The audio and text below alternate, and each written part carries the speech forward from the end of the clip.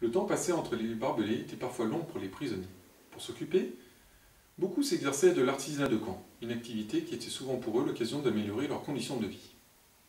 Ainsi, à Bétheny, les fouilles archéologiques ont permis de révéler la présence d'un maître pipier allemand qui transformait les piquets de tente en bois en pipes. Ces pipes en bois ont pu avoir été échangées contre de la nourriture entre prisonniers, voire avec les gardiens ou même la population civile rémoise. D'autres prisonniers jouaient à des jeux.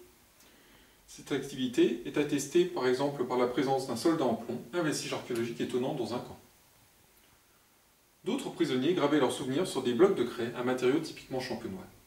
Sur l'un de ces blocs sont figurées les armes de guerre de la Hongrie, qui nous renseignent de la présence de prisonniers hongrois non signalés par les archives. Sur un autre bloc sont figurés un lever de soleil sur la montagne de Reims ainsi que le phare de Verzenay. Enfin, la présence d'encriers, de porte-mines et de crayons atteste que certains prisonniers avaient parfois l'occasion d'écrire à leurs proches. Dans ces courriers, il était souvent question pour eux de leur libération prochaine. Cette libération a cependant pour beaucoup traîné en longueur, puisque les derniers prisonniers en main américaine n'ont été libérés qu'au terme de l'année 1946. Pour ceux qui étaient en main française, il a même fallu attendre jusqu'en 1948, mais il s'agit là d'une autre histoire.